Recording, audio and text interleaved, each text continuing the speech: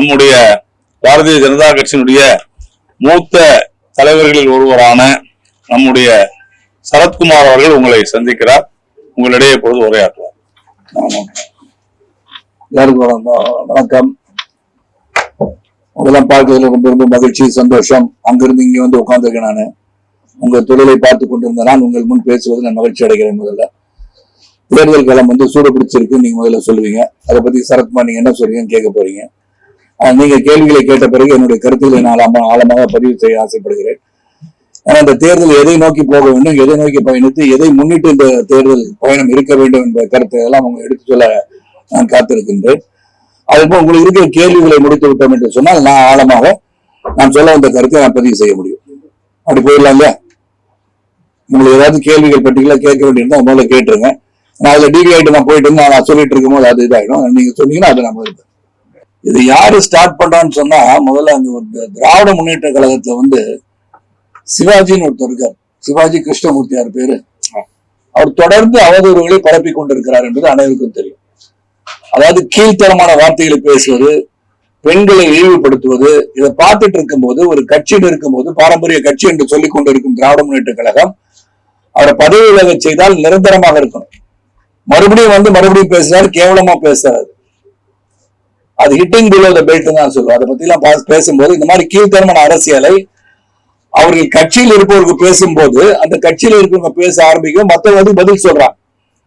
ஆனா அதே ரேஞ்சில பதில் சொல்லாவிட்டாலும் இதை வந்து கண்டிக்கத்தக்கதுன்னு சொல்லும் போது கூட அவங்க அதை வந்து தடுக்கிற மாதிரி தெரியல. அப்படி என்ன ஆயிடுதுன்னா, அது பிரதிபலன் ஒவ்வொருவரும் ஒவ்வொரு பற்றி பேசுகின்ற ஒரு கலாச்சாரம் இங்க உருவாகி விட்டது என்பது சொல்வது அது முக்கியம் நான் நினைக்கிறேன். அதனால இதை தவிர்த்து விட்டு நாம் என்ன செய்ய போறோம், மக்களுக்காக என்ன செய்ய போகிறோம், திட்டங்கள் என்ன, இதுவரை செய்யாதது என்ன, செய்ய போவது என்ன என்பதை சொல்வதுதான் சிறப்பாக இருக்குமே ஒழிய தனிப்பட்ட நபருடைய தாக்குதலில் வந்து யாரா இருந்தாலும் அதை இல்லாமல் இருப்பது நல்லது நான் நினைக்கிறேன். அவர் ஏற்கனவே வந்து ஒரு செயல் நடந்ததாக சொல்லப்பட்டது ஒன்றை எடுத்து சொல்லியிருக்கிறார் என்றுதான் நான் நினைக்கின்றேன். அதுக்குள்ள நான் தீவிரமா அது உள்ள டீப்பா போய் 2020 மக்களுக்கு நாம் என்ன செய்ய வேண்டும் பேசுகிறேன். இந்த பால்டாயல் பிரச்சனை பத்தி நான் பேச விரும்பவில்லை. அவர் சொன்னதுக்கு காரணம் இருக்கு. அவங்க அவரை தவழ்ந்து போனவங்கன்னு சொல்லியிருக்காங்க இல்லையா? அப்ப தொடர்ந்து நீங்கள் வந்து அவதூறாக பேசுவதோ, நடந்த செய்திகளை எடுத்து சொல்வதோ, காலில் விழுகின்ற கலாச்சாரம் வந்து எல்லாருக்கும் நார்த்ல இருந்து சவுத் வரைக்கும் காலில் பார்த்து எல்லாரும் காலில் தொட்டு கும்பிடுவாங்க. மரியாதை நிமித்தமா அதை செய்திருக்கலாம். அதனால காலில் தவழ்ந்து போனான்னு சொல்லிட்டு இருக்கும் போது ஏற்கனவே முதலமைச்சராக இருந்து முதலமைச்சர் கேண்டிடேட் இருக்கக்கூடியவர் நீங்க தொடர்ந்து இது போன்ற குற்றச்சாட்டுகளை வைத்துக் கொண்டிருக்கும் போது அவரும் he is supposed to talk like that. அப்ப ஏதோ ஒரு சம்பவம் நடந்ததை சுட்டி காட்டுகிறார். அப்ப என்ன சொல்ல, அந்த மாதிரி சம்பவம் நடக்காத பேசிக் கொண்டிருக்கிறார். அவர் சொல்லி இருக்கலாம் இல்லையா? நடிகரா வந்து இது வந்து நான் வந்து உடனடியாக வந்து ஏற்கனவே வந்து அவன் வந்து சைபர் கிரைம்ல ரிப்போர்ட் பண்ணிருக்கணும், கமிஷனர் போலீஸ் ரிப்போர்ட் பண்ணிருக்கணும். அவங்க நடவடிக்கை எடுக்கணும். யார் இந்த குற்றத்தை செய்தார் என்று கண்டுபிடிப்பது மிக மிக அவசியம். இதுல உண்மையோடதான் எனக்கு வந்து கருத்து என்னவென்று சொன்னால், நான் வந்து ஸ்ட்ராங்கா சப்போர்ட் தி திங். என்னன்னா, ஒரு படம் வந்து எடுக்கிறது ரொம்ப ரொம்ப கஷ்டம். அது முதலீடு அதிகம், ஒவ்வொருடைய உழைப்பு அதிகம். அந்த உழைப்பை ஒருவர் திருடுகிறான் என்று சொன்னாலே அது வந்து தவறான ஒரு செயல். ஏன்னா அங்க தொட்டு பார்க்கும்போது திருட்டு விசிடியே நம்மளால தடுக்க முடியல. அப்ப திருட்டு விசிடியா வந்துட்டு இருந்துச்சு. இப்ப படம் வந்து லீக் ஆகுதுன்னு சொல்றோம். அப்ப இதற்கு வந்து கடுமையான நடவடிக்கை எடுக்கணும். அந்த அரசு இப்ப இருக்கிற காப்பத்து அரசு வந்து போலீஸ் தரப்புல வந்து சைபர் கிரைம்லயும் சரி, போலீஸ் கமிஷனர்ஸ் உடனடியாக பார்க்கணும். Intelligence people should be activated, immediately find out who did this crime. இதுல ஒண்ணே ஒண்ணு நான் சொல்ல கருத்து, எனக்கு ஒரு சின்ன கருத்து வேறுபாடு என்னன்னா, இது அரசியல் ஆக்கக்கூடாது. ஆதவ அர்ஜுன் என்பவர் எதை பார்த்தாலும் அரசியல் செய்து கொண்டிருக்கிறார். இது அரசியல் அல்ல. நீங்க அரசியல் அப்படின்னு சொன்னீங்கன்னா, என் படம் உங்களுக்கு எல்லாம் ஞாபகம் வருது. ஜத்துபாயின் ஒரு படம் பல ஆண்டுகளுக்கு முன்பு ரிலீஸ் ஆச்சு. ஒரே நாள்ல we lost about 15 crore rupees. Myself and my wife produced that film. அப்ப வந்து ஜதுபாயின் படம் previously internetல it was released throughout the world. அப்ப சேம் இதே கலை உலகம் எங்களுக்கு சப்போர்ட்டுக்கு வந்தாங்க. அப்ப நான் வந்து அன்று வந்து திராவிட முன்னேற்ற கழகத்திலிருந்து வெளியே வந்து விட்டேன். அன்னைக்கு நான் வந்து திராவிட முன்னேற்ற கழகம் அதுக்கு காரணம் நான் சுட்டி காட்டல. நாம் எதற்காக எதை பயன்படுத்த வேண்டும் சிந்தித்து பார்க்க வேண்டும். உங்களுக்கு ஒண்ணு நடந்துருச்சுன்னா அது உடனே இன்னைக்கு இருக்க மத்திய ஆட்சியாளர் தான் செய்கிறார்கள் சொல்வதை நான் வந்து வன்மையாக கண்டிக்கிறேன்.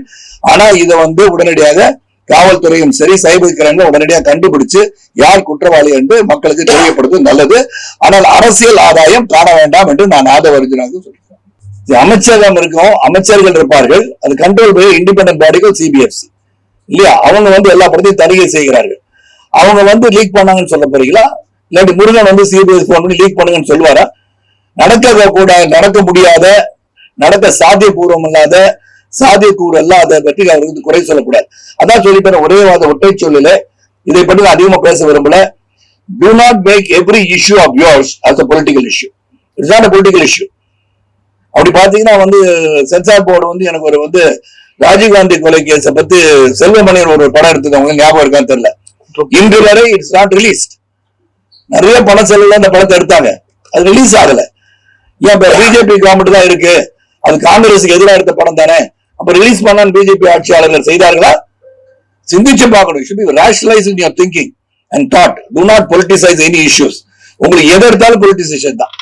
நீங்க உங்களுக்கு ஒரு பிரச்சனை வந்துருச்சுன்னா இன்னைக்கு தாவாக்காக்கு அது அரசு தான் செஞ்சிருச்சுன்னு சொல்றாங்க. அதை தவிர்த்து விட்டு மக்களுக்கு என்ன செய்ய போகிறீர்கள் என்பதை தெளிவாக நீங்க வந்து உங்க பாலிசிஸ், கொள்கை, கோட்பாடுகள் எடுத்துரைத்து அரசியல் செய்தால் சிறப்பாக இருக்கும் நான் சொல்றேன்.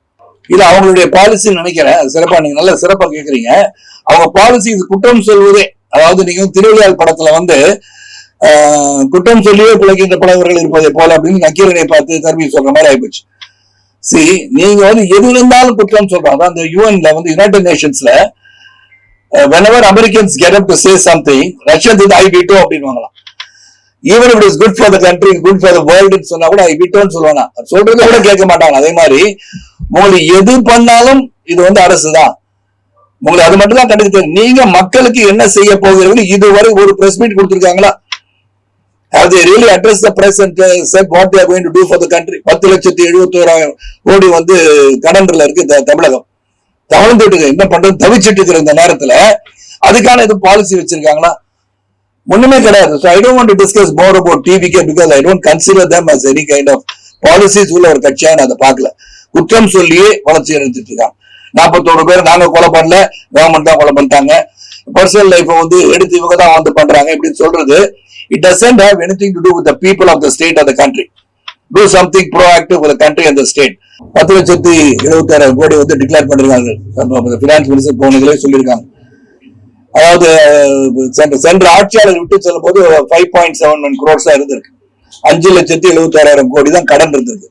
நான் என்ன கேட்கிறேன்னா திராவிட முன்னேற்ற கழக ஆட்சியாளர்களை, இந்த 5 வருஷத்துல மேற்கொண்டு 5 லட்சம் வந்து கடன் எங்க இருந்து வந்துச்சு?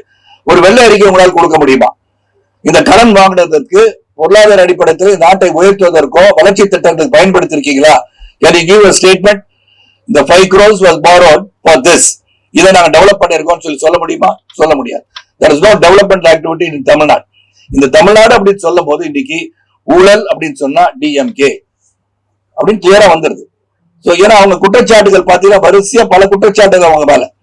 நீங்க வந்து செந்தில் பாலாஜி மேல குற்றச்சாட்டு, கே நேரு மேல குற்றச்சாட்டு, மூர்த்தி இருக்காரு, பதிவு பத்திரத்தில் குற்றச்சாட்டு, தொடர்ந்து பாத்தீங்கன்னா லாட் ஆஃப் கரப்ஷன் தான் இருந்தது. கரப்ஷன் மட்டும்தான் உங்களுக்கு தெரியுது.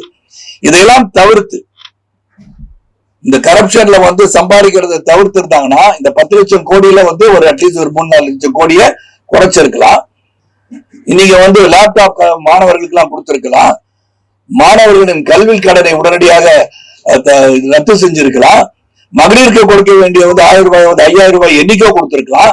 சோ இதையெல்லாம் செய்யாமல் they have developed their own family. It is a dynasty rule சொல்றது வந்து ஒரு மகனுக்கு அப்புறம் பிள்ளை அப்படின்னு சொல்றது, இது வந்து அரசியல் உபமா என்று தெரியவில்லை.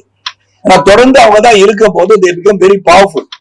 அதிகாரமும் பணபலமும் வந்து அதிகாரத்தை கொண்டு போகும் போது அது ஒரு சர்வாதிகாரி ஆட்சியாக அமைந்துவிடும் என்பது எங்களுடைய கருத்து.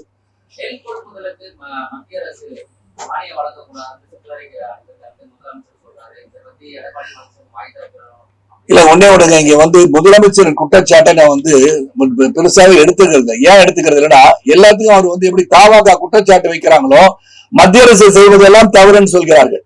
நான் வந்து பிரச்சாரத்துக்கு போகும்போது நான் தெல்ல தெளிவாக எடுத்துரைக்க இருக்கின்றேன். என்னன்னா மத்திய அரசு வந்து தமிழகத்துக்கு செய்திருக்க பல திட்டங்களை நீங்கள் சரியாக அதை வந்து நீங்க வந்து இம்ப்ளிமெண்ட் பண்ணிருக்கீங்களா? முதல்ல நல்ல திட்டங்களையும் அவங்க செய்வதாக ஸ்டிக்கர் ஒட்டி கொடுக்கிற ஒரு ஆட்சி தான் திராவிட முன்னேற்ற கழக ஆட்சி. அது இல்லைன்னு அவங்கள சொல்லுங்க.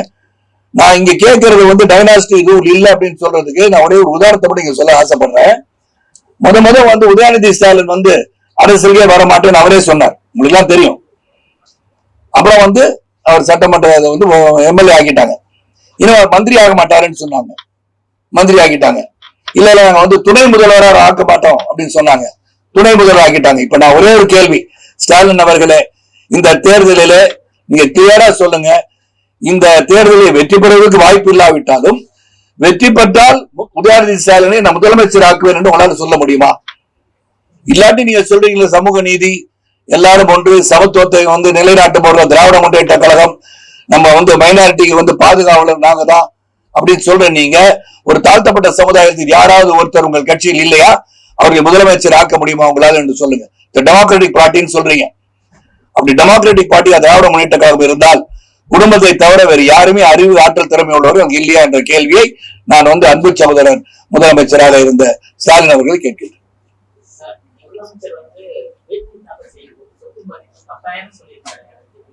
அது நான் எப்படிங்க பாக்குறது? அந்த 10,000 ரூபாய் தான் வந்து வங்கி கணக்கு இருக்குன்னு சொல்றதும் இதெல்லாம் வந்து இதை பத்தி ஒன்றும் சொல்ல விரும்பலைங்க.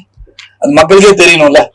10,000 ரூபாய் தான் இருக்குன்னு நீங்க எப்படி கார்ல போறீங்க, எப்படி வந்து டிஃபெண்டர்ல போறீங்க, இதெல்லாம் நான் கேட்க வேண்டாம். எல்லாரும் வந்து வாங்க முடியும், இஎம்ஐல ஈஸியா கார் வாங்கிடலாம், அது திருப்பி அடைக்கிறதுனா கஷ்டம். அதனால அதை பத்தி நான் சொல்ல விரும்பல. பர்சனல் லைஃப்ல நீங்க எப்படி வேணா இருக்கலாம், அது பொது வாழ்க்கைக்கு வந்த பிறகு இருக்கலாம். ஆனா நீங்க வந்து கணக்கு கொடுக்கும் போது சொத்தே இல்லைன்னு கணக்கு கொடுத்தா மத்த பணத்துல எங்க வச்சிருக்கீங்கன்னு மட்டும் சொல்லிட்டாலும் பெட்டர் இல்லையா?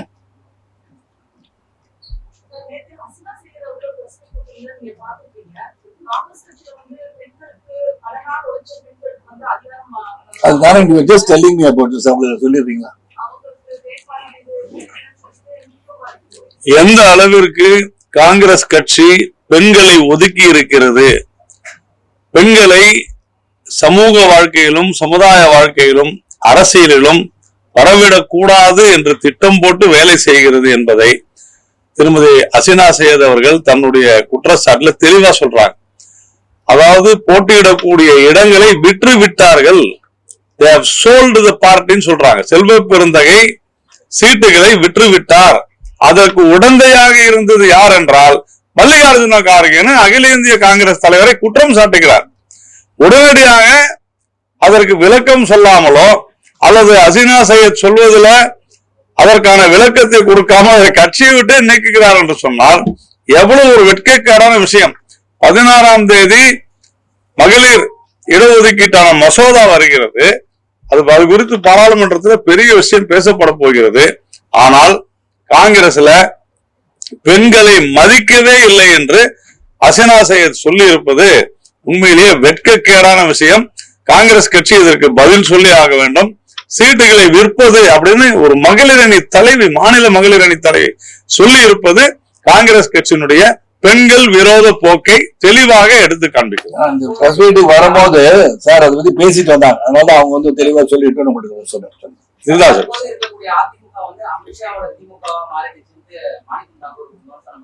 அவனுக்கு சொல்றதுக்கு ஒன்றும் இல்ல. இதை போன்ற கருத்துக்கள் தானே சொல்ல முடியும். நீ don't have anything with substance. நீங்க என்ன பேசுவீங்க? இந்த மாதிரி தான் பேச முடியும். என்ன பேச முடியும் சொல்லுங்களேன். ஏதாச்சும் ப்ரோ ஆக்டிவா சிந்திச்சு சொல்ல முடியுமா?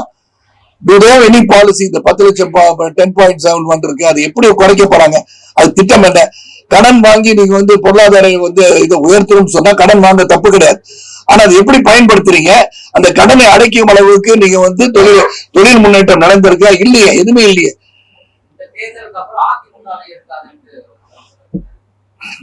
இந்த தேர்தல் அவங்க இருக்க மாட்டாங்கன்னு சொல்றது முதல்ல இவர் சொல்றான்னு நினைக்கிறேன். ஏன்னா ரெண்டாவது நான் சொல்றது ஊழலை பத்தி உங்களுக்கு சொன்னேன். தொடர்ந்து ஊழல் ஊழல் ஊழல், it's corruption. The government is full of corruption. அதை மாற்றவே முடியாது. கே நேருவா இருக்கட்டும், மூர்த்தியா இருக்கட்டும், நீங்க பொன்முடியா இருக்கட்டும். அந்த பொன்முடி மட்டும் அவர்கள் என்ன பண்றாரு? பொன்முடி அதோட அவதூறா அவரை பேசுறான். உனக்கு எல்லாம் பஸ் பாஸ் நான் இலவசமா கொடுத்துருக்கேன், நீ கேள்வி கேட்க கூடாதுன்னு சொல்றாரு. எவ்வளவு விஷயங்கள் கீழ்த்தரமாக பெண்களை இழிவுபடுத்துகின்ற ஒரு ஆட்சி என்று சொன்னால் இவர்கள் தான். அப்ப இவங்க என்ன பண்ணணும்? நீக்க வேண்டாம் அவங்க எல்லாம். ஒரு ஜனநாயகத்துல ஒரு ஆட்சியாளர்கள், சிறந்த முறையில் ஆட்சி செய்பவர்கள் மகளிரை இழிவுபடுத்திக் கொண்டிருக்கார்கள். அது நடந்துகிட்டே இருக்கு. ரெண்டாவது, போதை பத்தி நம்ம சொல்ல வேண்டியிருக்கு. நான் சொல்லிடுறேன், வச்சிருக்கேன். போதை கலாச்சாரம் வந்து ஊடுருக்கா இல்லையான்னு உங்க எல்லாருக்குமே தெரியும். It is ruining our society, ruining the future youth of our கண்ட்ரின்னு சொல்லணும் இந்த ஸ்டேட். அப்ப இது ஊடுருவதை தடுத்திருக்கிறார்களா? உங்களால சொல்ல முடியுமா? நெஞ்ச தொட்டு கஞ்சா கலாச்சாரமும் போதை கலாச்சாரமும் மெத் கலாச்சாரமும் டாஸ்மாக் எடுத்துக்கோங்களேன். ஒரு டாஸ்மாக் கடையில் வந்து 30,000 பேர் வந்து இது பண்றாங்கன்னா ஒரு பிரைமரி ஹெல்த் சென்டர் வந்து எவ்வளவு இது பண்றாங்கன்னு பார்த்து கணக்கு எடுத்து பாத்தீங்கன்னா நீங்க தன் போதைக்கு தான் அதிகம், உங்களுக்கு மாத்திரை கூட கிடைக்காது. அப்படி இருக்கிற ஒரு சூழல்ல இவங்க ரெவன்யூவே வந்து based on only the revenue from TASMAC. அப்ப அது என்ன நடக்குது, அவருக்கு அரசுக்கு ரெவன்யூ வருது, அதையும் தடுக்கிறோம்னு நினைச்சீங்கன்னா இந்த வருமானத்துல நீங்க என்ன பண்றீங்கன்னு யோசனை பண்ணி பாருங்க. பேக்ட்ராப் ஆஃப் திஸ் எவ்வளவு பேர் விதவைகள் ஆகிறாங்க தமிழகத்துல மட்டும். ஆல் இண்டியா லெவல்ல புள்ளி விவரங்கள் சொல்கின்றன, இந்த குடிப்பழக்கத்தினால் அதிகமான விதவைகள் இருப்பது தமிழகத்தில் என்று புள்ளி விவரங்கள் ரெஃபர் பண்ணிக்கோங்க. அப்ப இங்க வந்து ஏற்கனவே ஒருமுறை கனிமொழி அவர்கள், அன்பு சகோதரி கனிமொழி அவர்கள் எவ்வளவு தூரம் அது வந்து நாங்க வந்தவன முதல் கையெழுத்து டாஸ்மாகை ஒழிப்போம் என்று சொன்னார்களா இல்லையா? அவங்களே சொன்னதுதான், தமிழகத்தில் அதிகமான விதவைகள் உருவாகுவதற்கு காரணம் இந்த டாஸ்மாக் கடை தான் அப்படின்னாங்க. இன்னைக்கு அதுக்கு நீ என்ன சொல்றீங்க? Have you not found any other alternative revenue source? உங்களால முடியல இல்ல? அப்ப you have not developed the state. உங்களால இண்டஸ்ட்ரியல் ரெவல்யூஷன் உருவாக்க முடியல, எதுவுமே நடக்கல. நீங்க வந்து எந்த ஒரு டெவலப்மெண்ட்டும் திடீர்னு சொல்லுங்க வருவிய 1954 இருந்து 1963 வரை பெருந்தலைவர் ஆட்சியில வந்து என்னெல்லாம் கொண்டு வந்தாங்க. How was it possible? It was possible because you had a very good relationship with the center, though both were Congress government at that point of time. ஆனா that chief minister எல்லாத்தையும் தமிழகத்துக்கு கொண்டு வரணும்னு உழைச்சார். இங்க வரதையும் நீங்க தடுக்கிறீங்க. ஒரு மும்மொழி கொள்கையை வந்து எவ்வளவு தவறான முறை பயன்படுத்திக் கொண்டிருக்கிறீர்கள். Language is very important. இதுக்கு ஒரே ஒரு உதாரணம் சொல்றேன். என்ன சொன்னாங்க, இந்தியை திணிக்கிறார்கள் தவறான ஒரு பிரச்சாரத்தை செஞ்சிட்டு இருக்காங்க. மக்கள் தெளிவாக புரிந்து கொள்ள வேண்டும். நீங்க வந்து பாலக்காட்டு கிட்ட இருக்கீங்க, கேரளா பார்டர்ல இருந்தீங்கன்னா லேர்ன் மலையாளம். ஆந்திரா பார்டர்ல இருக்கீங்களா, அங்க வந்து தெலுங்கு கத்துக்கோன்றாங்க. இந்திய ஒண்ணு கத்துக்கோங்கன்னு சொல்லல அவங்க. Hindi is a common language spoken through out the country. இங்க இருந்து நான் பயணிக்கும் போது எங்க போனாலும் ஹிந்தி பேசிட்டு அவங்களால சர்வே பண்ண முடியுமா முடியாதா? உங்க நெஞ்சத்தோடு சொல்லுங்க. இதனால ஒரு கோயிங் பேக் இன்டர்நேஷனல் லெவல்ல 1965 when Singapore separated from Malaysia, அப்ப லீ குவான் யூ வந்து என்ன நினைக்கிறாருன்னா, there are Chinese, there are Malays and there are Tamils. இதெல்லாம் 3 major population citizens in Singapore. Singapore ஒரு ஸ்லம் மாதிரி இருந்துச்சு. அப்போ under developed place. he took a challenge to develop Singapore. அப்ப என்ன பண்ணாரு, ஒரு காமனா என்ன பண்ணலாம், மலையை வச்சா தமிழர்களும் கோத்துக் கொள்வார்கள், அப்புறம் சீனர்களும் கோபித்துக் கொள்வார்கள் அப்படின்னு சொல்லி மலையை வச்சா இவங்க 2 பேரும் கோச்சுக்குவாங்க, ஒற்றுமையை உருவாக்க முடியாது சொன்னோட the common language that was used in English boldly said by Lee Kuan Yew. அப்ப லீ குவான் யூ எடுத்த முடிவு சரியான முடிவா இருந்தனால் சிங்கப்பூர் வளர்ந்தது. அப்ப ஒரு காமன் லாங்குவேஜ் வந்து நம்ம திணிக்கிறோம் சொல்லி மக்களை திசை திருப்பி கொண்டிருக்காதீர்கள். நீங்க ஹிந்தி எஜுகேஷன் மூலமா ஆட்சிக்கு வந்திருக்கிறீங்க, அதே டோன்ட் ஃபாலோ இட். அப்ப உங்க பள்ளிக்கூடங்கள், நீங்க நடத்துகின்ற பள்ளிக்கூடத்துக்கு ஹிந்தி கற்றுத் தருவது இல்லையா? இப்ப நான் இருக்கேங்க, நான் வந்து ஹிந்தி பேசுறேன், நீங்க பேசுறீங்க சொல்லுவீங்கன்னு. ஆனா மற்றவர்கள் கற்றுக்கொள்ளாமல் இருந்துட்டாங்களே. You spoiled a whole generation of people to learn a language. எங்க அப்பா வந்து ரஷ்ய மொழி கத்துக்க சொன்னாரு. எவ்வளவு முட்டாள்தனமா இருக்குன்னு சொல்ல முடியுமா? I learned Russian language. I did certificate in Russian language. Even though I'm not using it anywhere. But ஒருவேளை ரஷ்யாவுக்கு போனா அந்த ரஷ்ய மக்களோட ரஷ்யால பேசுறதுக்கு உதவியா இருக்கும் இல்லையா? Language is for communication. அது நீங்க பேசின உடனே சந்தோஷப்படுவாங்க, உடனே கொஞ்சம் நல்லாவே பேசுவாங்ககிட்ட. அதனால தாய்மொழி மிக மிக அவசியம். மற்ற மொழிகளை கற்றுக்கொள்வதும் அவசியம் என்பதை உணர்த்துவதுதான் அது. அதனால என்ன பண்றாங்க, நீங்க நவோதயா பள்ளிக்கூடலாம் இங்க வரக்கூடாது காரணம் அவங்க வந்து நிதி தரல. என்ன நிதி தரல உங்களுக்கு? கொடுத்ததெல்லாம் என்ன பண்றீங்க? ஒரு வெள்ளரிக்கை கொடுங்க. இந்த 11 ஆண்டு கால ஆட்சி, சென்ட்ரல் ஆட்சியில 11 லட்சம் கோடி தமிழகத்திற்கு கொடுக்கப்பட்டிருக்கிறது. மோர் தென் அட்லீஸ்ட் ஒரு 10 times more than the Congress government has given to Tamil Nadu. அப்படி இருக்கும் போது இந்த நிதியில என்ன பண்ணீங்க? எவ்வளவு டெவலப்மெண்ட், இதை சொல்லிட்டே போலாம். ஒவ்வொரு திட்டமும் சிந்தித்து செயல்பட்டு பாரதிய ஜனதா கட்சி ஆட்சி தமிழகத்தை வளர்ச்சி பாதையில் எடுத்து போறாங்க. தமிழ் சொல்ற நீங்க, மோடிஜி அவர்களும் சரி, பாரதிய ஜனதா கட்சியின் சகோதரர்களும் சரி, அவங்க தமிழை பத்தி பேசுறது நீங்க பேச மாட்டேன்றீங்க. நீங்க பல முறை சொல்லியாச்சு. உங்களை வைக்கிற வந்து உங்களுடைய தொழில் ஸ்தாபனத்துக்கு பேரே ஆங்கிலத்துல தான் வைக்கிறீங்க, தமிழ்ல நீங்க வைக்கல. அப்ப தமிழ் ஆர்வலர்கள் யார் என்று உங்களை தான் கேட்கணும்.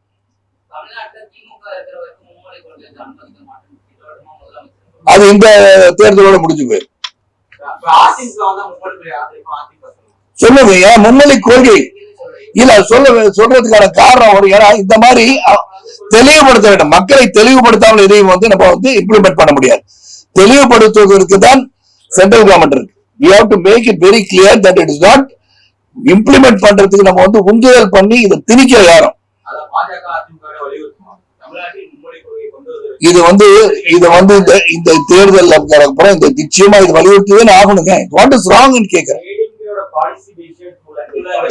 டூ லாங்குவேஜ் பாலிசி மாற்ற முடியுமான்னு கேட்டு அப்புறம் வந்து இந்த தேர்தலுக்கு முன்னாடி அவங்க பேசி தீர்ப்பதற்கான வாய்ப்பு இருக்கிறது நான் நினைக்கின்றேன். வர வேண்டும் நான் நினைக்கிற பர்சனலா வலியுறுத்துவதற்கு நேஷனல் பிரசிடென்ட் வந்தோன்னு அவங்கள்ட்ட கேட்டு இந்த வலியுறுத்தா நல்லா இருக்கும்னு சொல்ல போறேன். நானே சொல்ல போறேன்.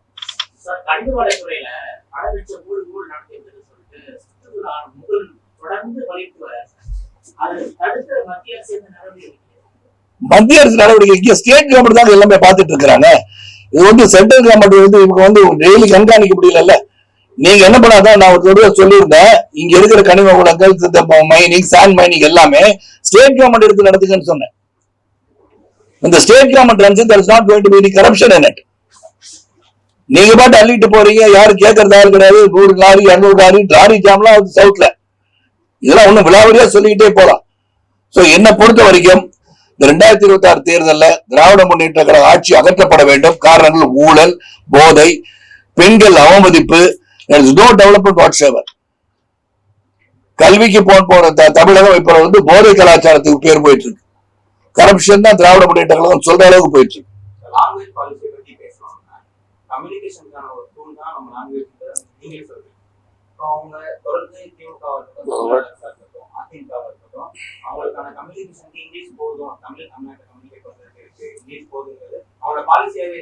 அது எப்படி இளைஞர்களை கேட்கணும். அதாவது தமிழகத்தை தாண்டி வேலை செய்பவர்களிடம் போய் கேட்கணும். தமிழகத்தை தாண்டி வேலை செய்பவர்கள் கேட்கணும். தேவையெல்லாம் கத்துக்க சொல்றாங்க. இந்திய மட்டும் கத்துக்கணும்னு சொல்லியே, இந்திய கத்துக்க நம்ம சொல்லலையே. அதான் சொல்றேன், திணிக்கப்படவில்லை. ஏன் கத்து ஒரு லாங்குவேஜ ஏன் கத்துக்கணும் கேட்கறதை வந்து நம்ம அப்படியே வலியுறுத்தி கொண்டு இருக்கவே கூடாது நான் சொல்றேன்.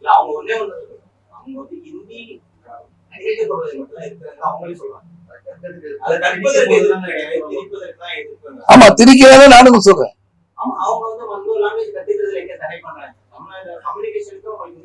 ஆனா இந்திய திணிக்கலையே, திணிக்காத போது எதுக்கு இந்த கேள்வி கேட்கிறேன். அத தேவை இருக்குன்னு சொல்றேன். நீங்க அண்டை மொழி உணவு மொழியை கற்றுக்கொள்வதை அவங்க சொல்றாங்க.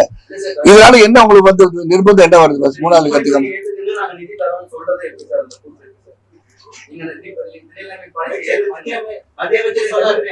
இல்லையா? முதல்ல வந்து செக்ரட்டரி கையெழுத்து போட்டு அனுப்பிச்சார்ல, ஏற்றுக்கொள்கிறோம் போட்டு கையெழுத்து போட்டு அனுப்பிச்ச பிறகுதான் அந்த வந்து நியூ எஜுகேஷன் பாலிசி படி மும்மொழிகளை ஏற்றுக்கொள்கிறோம் என்று கையெழுத்திட்ட படிவம் உங்கள்ட்ட இருக்குமே.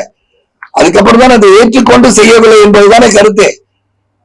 ஏற்றுக்கலாம் சொல்லுங்க அந்த secretary, I don't have the document here. ஏத்துக்கிட்டாங்கல்ல, இதை ஒரு சர்ச்சையாக எடுத்துக்கூடாது. நீங்க பிரஸ் உங்களை மாதிரி ஆளுங்க வந்து எடுத்துட்டு போய் மக்கள்கிட்ட பல மொழிகள் கற்றுப்போது நல்லதுன்னு சொல்லுங்க. பல மொழிகள் கற்றுக்கொள்ள. ஆந்திரா போனா நான் வந்து தெலுங்குல பேசுறேங்க, நான் கர்நாடகா போனா நான் கன்னடத்தை பேசுறேன், ஏன்னா தமிழ் தெரியாட்டி. தமிழ் தெரிஞ்சா தமிழ்ல பேசுவேன்.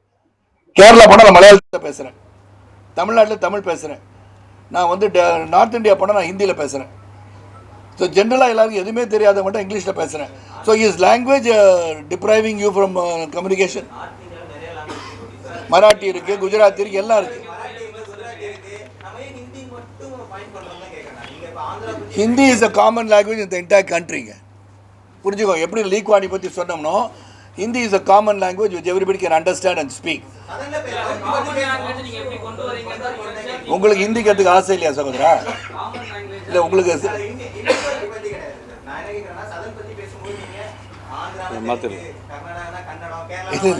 அவர் கேட்கணும். அவர் ஜாலியா, ஏன்னா நாட்டில் எவ்வளோ பிரச்சனை இருக்கும்போது மொழி பிரச்சனைக்கே வந்துட்டீங்க. நீங்கள் அந்த மொழி பிரச்சனை வச்சு அரசியல் செய்வதை தவிர்த்தால் சிறப்பாக இருக்கும்.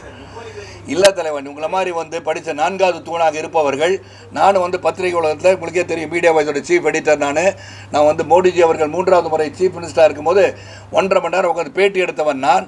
என்னை பொறுத்த வரைக்கும் அப்போ I could communicate with them at that point of time in his own language. It was additional qualification to me. நீங்கள் இந்த additional qualification எடுத்துக்கொள்ளாதவர்களுக்கு நீங்கள் வந்து சொல்கிறது ஒரு சிலர், நீங்கள் பொதுமக்கிட்ட போய் கேட்டு பாருங்கள், we want to learn the other language தான் சொல்கிறாங்க. Yes, ma'am. It be vice versa. You said when you met with Prime Minister Modi, நீங்க ஹிந்தில அவர்கிட்ட பேசுனீங்க, அவரோட புரிஞ்சுக்கிட்டீங்க. இல்ல ஹிந்தில கூட பேசுறேன். Why can't PM speak Tamil or Telugu or Kannada? Correct. Tamil, he is trying to learn Tamil. Even that you guys are ridiculing him.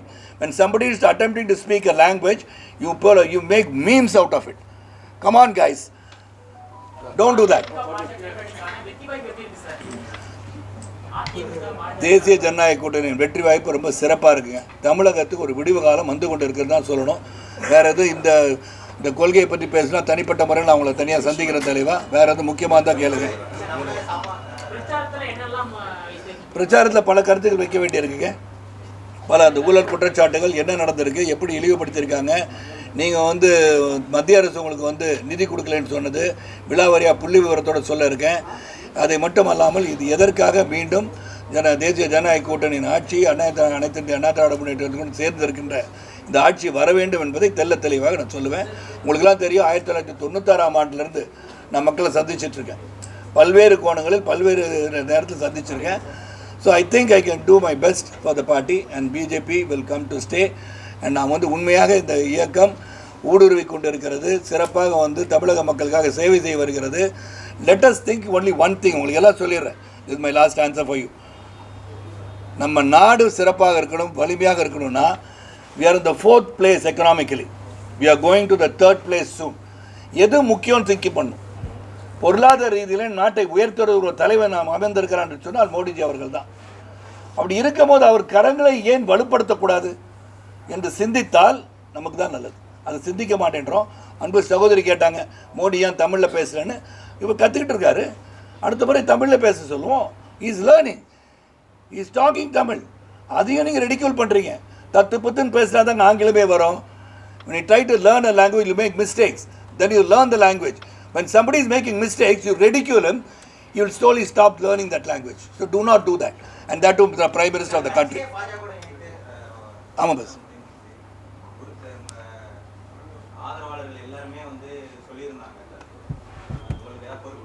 ஆமாம்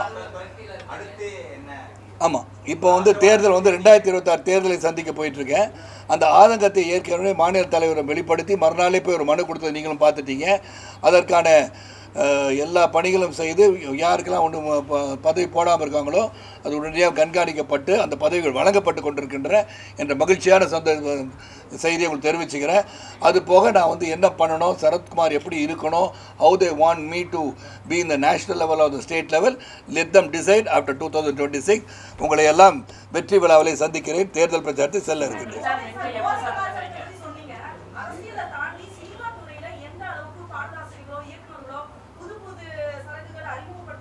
சரக்குங்களா, புது புது சரக்குகளே அறிமுகம். யார் அவர்? ஸ்டைலுன்ற விஷயம் ஸ்மோக் பண்ணது யாரு?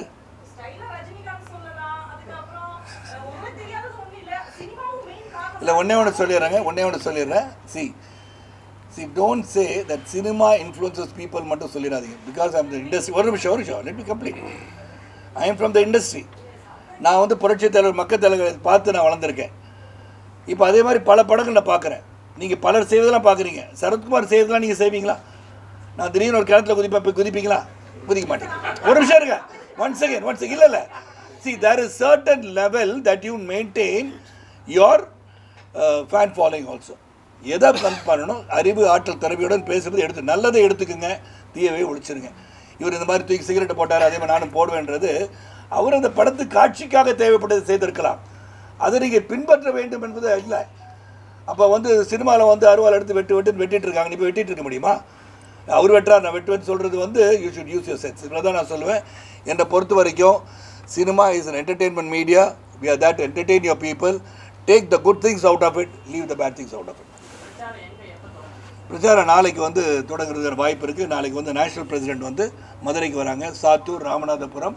அதை முடிச்சுட்டு நான் சென்னை வந்து சென்னையில் பண்ணிவிட்டு then program will be given by the state president all the people are concern. அதை எடுத்துகிட்டு நான் தொடர்ந்து பிரச்சாரம் 21ஆம் தேதி வரைக்கும் பண்ணுறேன். இப்போது இல்லைன்னா தான் கண்டெஸ்ட் பண்ணலே முதலே சொல்லிட்டேன். அண்ணாமலைஜி அவர்களும் நானும் வந்து தேர்தல் களத்தில் நமது இயக்கம் வெற்றி பெறுவதற்கு பாடுபடுவோம்னு சொல்லிட்டோம். முதல்ல நிற்க சொன்னது நிற்கலையே. இப்போது 2 விஷயங்க. ஒன்று, நம்ம நேற்றைய முன்தினம் உங்கள் எல்லாரையும் வச்சுக்கிட்டு மத்திய அமைச்சர் திரு பியூஷ் கோயல் அவர்களை தெளிவாக எல்லாரையும் வைத்துக்கொண்டு 2 நாட்களில் ஊடக மையம், அதாவது மீடியா சென்டர் ஒன்று கமலாலயத்தில் உங்களுக்காகவே உருவாக்கப்படும் என்று வாக்குறுதி அளித்தோம். அந்த ஊடக மையம், மீடியா சென்டர் ஆனது இங்கே உருவாகி இருக்கிறது. அது பத்திரிகையாளர்களுக்காக, இன்னும் குறிப்பாக சொல்லணும்னா கேமராமேன்களுக்காகவே உருவாக்கப்பட்ட ஒரு இடம். அதை இன்று பியூஷ் கோயல் அவர்கள் இன்னும் சிறிது நேரத்தில் உங்களுக்காக அதை திறக்கவிருக்கிறார். இது வந்து பிஜேபிக்காக இல்லை, பிஜேபியினுடைய நிகழ்ச்சிகளை, அந்த ப்ரெஸ் மீட்டுகளை எல்லாவற்றையும் நீங்கள் ஒளிபரப்புவதற்காக, எங்களுக்கு உதவுவதற்காக உங்களுக்கு நாங்கள் வந்து வசதி வாய்ப்புகளை ஏற்படுத்தி தர வேண்டும் என்று உருவாக்கப்பட்டது. அதனால் இங்கே வந்திருக்கிறவர்களில் வசதிக்கான வாய்ப்புகளை, ஆமாம், இங்கே வந்திருக்கக்கூடிய ஒருத்தர் கூட, ஒரு நபர் கூட நீங்கள் இங்கேருந்து இப்போ உடனே போகக்கூடாது. திரு பியூஷ் கோயல் அவர்கள் அப்படி சொல்லாதீங்க, உடனே போகக்கூடாது, கட்டளை இட்டான்னு சொல்வார்கள். இல்லை, அது பரவாயில்ல. வேண்டுகோள், அன்பு கட்டளை, அன்பு கட்டளை, வேண்டுகோளே இல்லை, அன்பு கட்டளையே விடுறேன். கண்டிப்பாக நீங்கள் எல்லாருமே இருக்கணும். அந்த உங்களுக்காக திறக்கப்படவிருக்கிற அந்த ஊடக மையத்தை, ஏனென்றால் இங்கே பார்த்த உடனே அன்றைக்கி பியூஷ் கோயல் அவர்கள் சொன்னார்கள் உடனடியாக செய்யணும்னு. 2 நாளில் அதை செஞ்சுருக்கிறோம். ஒரு சிறப்பாக உங்களுக்கு குளிர்சாதன வசதியோடு இருக்குது, அருமையாக இருக்குது. வந்தால் ரிலாக்ஸ் பண்ணலாம். அதே மாதிரி இந்த கூட்டம், இந்த மாதிரியான ப்ரெஸ் மீட் முடிஞ்சு தலைவர்கள் இந்த மாதிரியான தலைவர்கள் வரும்பொழுது ஒரு தனி இன்டர்வியூ வேணால் கூட நீங்கள் பைட்டை கூட அங்கே அதுக்கு தனியாக ஒரு இடம் உருவாக்கியிருக்கிறோம். அதனால் எல்லோருமே இன்னும் ஒரு 10-15 நிமிடங்களுக்குள்ளே திரு பியூஷ் கோயல் இங்கே வரவிருக்கிறார்கள். அதனால் கொஞ்சம் அமைதியாக இங்கே காத்திருந்து அந்த நிகழ்ச்சியை முடித்துவிட்டு உங்கள் எல்லாருக்கும் மதிய உணவு ஏற்பாடு செய்யப்பட்டிருக்கிறது. 2வது, இன்று மாலை நம்முடைய தமிழ் மீனவர்கள் அல்லல் பட்டு மிகப்பெரிய ஒரு சிக்கலிலே இருந்து இந்திய அரசாங்கம், மத்திய பாஜக அரசாங்கம் அவர்களை மீட்டெடுத்து இன்று மாலை மீனம்பாக்கம் விமான நிலையத்திற்கு வரவிருக்கிறார்கள். உறுதியாக நீங்கள் அத்தனை பேரும் அங்கே வர வேண்டும். மத்திய அமைச்சர் திரு பியூஷ் கோயல் அவர்கள் மாலை 7 மணிக்கு அங்கே விமான நிலையத்திற்கு வரவிருக்கிறார்.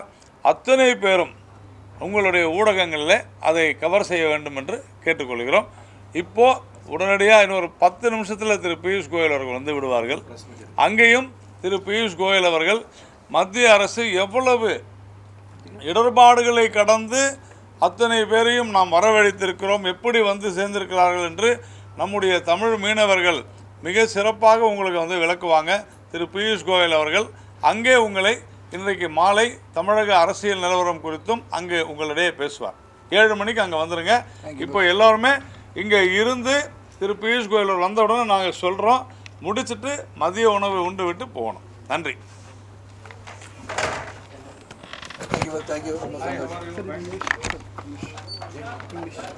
English. Yes, sir. English. No, now you wanted me to speak only in Tamil.